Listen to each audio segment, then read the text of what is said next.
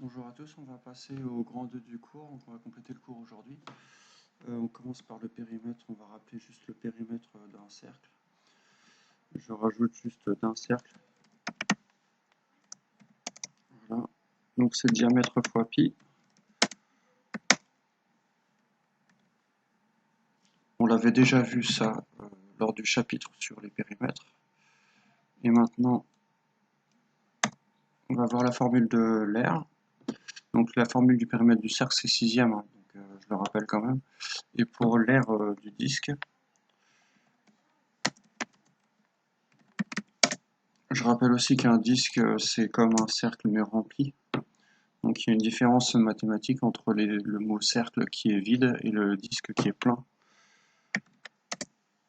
Et donc l'aire de disque, c'est pi fois rayon au carré.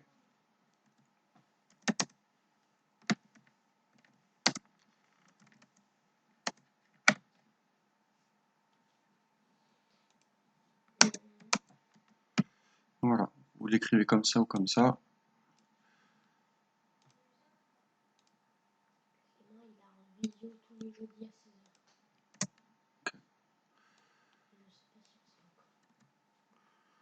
Donc pi est environ égal à 3,141592. Vous pouvez taper ça à la calculatrice. C'est un nombre. On rappelle que c'est un nombre. Hop, et c'est un nombre qui n'a pas de fin. Normalement, ça a été vu en 6e, ça. Il fait partie de la famille des nombres réels.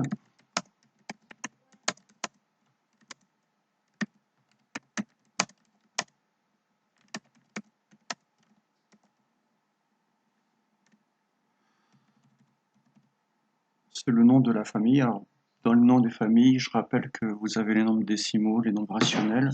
Les décimaux, ce sont des nombres écrits avec une virgule, avec un nombre fini de chiffres après la virgule. Les rationnels sont des nombres qui peuvent s'écrire sous forme de fractions. Et pi, par exemple, n'est pas décimal parce que il est infini et il n'y a aucune répétition à droite de la virgule. Contrairement aux nombres rationnels. Donc les nombres rationnels, je viens de le dire, ont une répétition dans leur partie décimale. Et pi n'a aucune répétition dans sa partie décimale. C'est un nombre réel. On ne peut pas l'écrire sous forme de fraction. On peut seulement l'approcher. Donc on pourrait se poser la question, comment on trouve pi? Ça c'est pas le sujet, mais vous trouverez des vidéos sur internet. Je vais vous mettre un lien tout à l'heure pour savoir comment on a fait pour trouver pi. Voilà. Mais en troisième, on a un élément de réponse avec la trigonométrie sinus, cosinus, tangente qui permettent d'approcher pi. Alors on continue avec l'exercice 3 qui applique la formule de l'aire du disque. Donc ici pour le premier, vous mettez du coup A. Normalement le A c'est un A arrondi. Là je sais plus comment on le fait.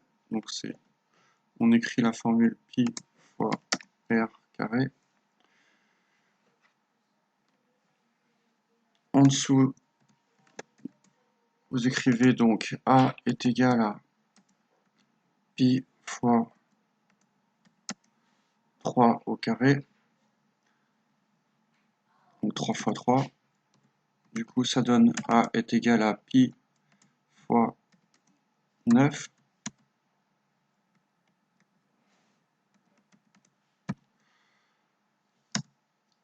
Et en dessous, on peut simplement mettre une approximation.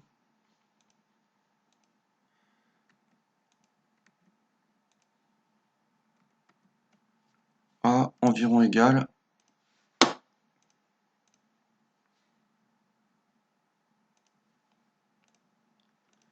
et puis il faut taper sur la calculatrice.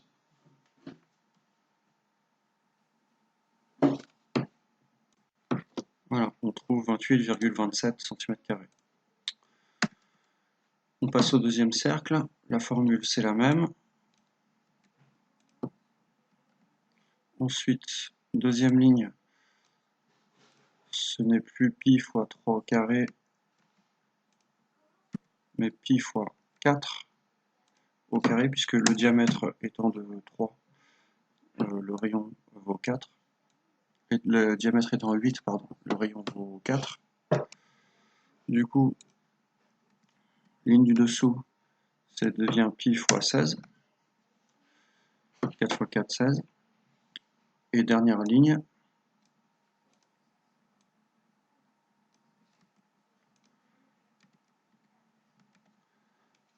ça vous donne pi fois 16, 50,27.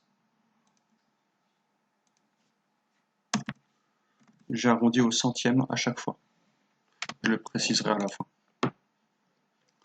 Pour cette figure-là, qui est un petit peu plus complexe, pour la troisième figure, donc la partie bleue est partagée en un demi-disque à droite, dont l'aire est pi fois rayon carré divisé par 2.